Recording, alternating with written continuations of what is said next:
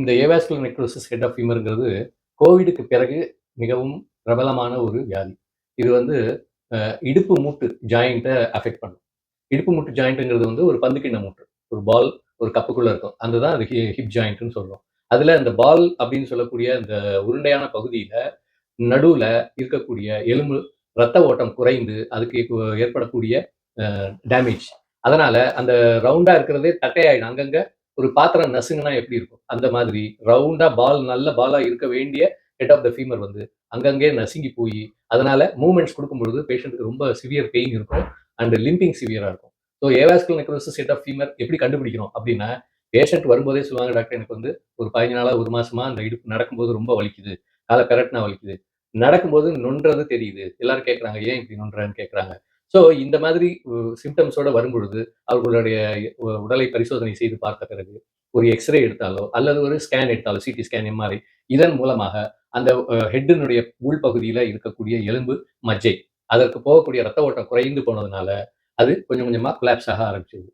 ஹெட்டுக்கு ஒரே ஒரு ரத்த குழாய் தான் இருக்கு. அதனால அந்த ஒரு ரத்த குழாய் பாதிச்சாலும் இந்த ப்ராப்ளம் வருது.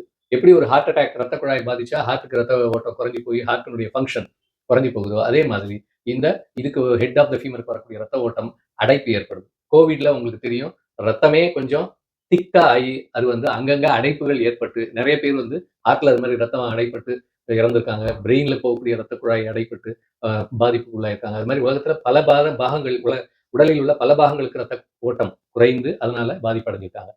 இத ஹெட் ஆஃப் த ஃபீமர்ல வரக்கூடிய ஏவாஸ்குலர் நெக்ரோசிஸ் பிரச்சனை 5 மடங்கு 4லிருந்து 5 மடங்கு அதிகமாச்சு. Covid time between 2021 and 2024 we saw around 3 to 5 times more cases of avian. அப்போ இது பிரச்சனையே வந்து ரத்த ஓட்டம் குறைவு அப்படிங்கிறதுனால ஸ்டெம் செல் தெரப்பி மூலமாக இதை கண்டிப்பாக குணப்படுத்த முடியும். அது தட்டை ஆவதற்கு முன்னாடியே அதை கண்டுபிடித்தால் அதை தட்டை ஆகாமல் ரத்த ஓட்டத்தை மீண்டும் கொண்டு வரலாம். ஏன்னா எங்கெங்கெல்லாம் ஸ்டெம் செல் தெரப்பி இன்ஜெக்ட் பண்ணியிருக்கிறோமோ அங்க எல்லாமே புது ரத்த குழாய்கள் உருவாகி இருக்கிறது. நான் ஏற்கனவே சொல்லியிருக்கேன், கால் பாதிச்சு ரத்த ஓட்டம் பாதிச்சு அதனால சுகர்னால காலையே அகற்ற வேண்டிய ஒரு சுச்சுவேஷன்ல இருக்கிறவங்களுக்கு கூட ஸ்டெம் செல்லை போட்டு ரத்த குழாய்களை மீள் உருவாக்கம் பண்ணியிருக்கோம். அதே மாதிரி இந்த ஹெட் ஆஃப் த ஃபீமர்லையும் இந்த ஸ்டெம் செல்லை இன்ஜெக்ட் பண்ணுவது மூலமாக மீண்டும் அந்த ரத்த ஓட்டத்தை இம்ப்ரூவ் பண்ணி அது கொலாப்ஸ் ஆகாமல் தடுக்கலாம். ஸோ ஏர்லி ஸ்டேஜஸ்ல வர்றவங்க ஸ்டேஜ் 1 ஸ்டேஜ் 2 ஸ்டேஜ் 3 வர்றவங்களுக்கு இது டெஃபினட்டா யூஸ்ஃபுல்லா இருக்கும்.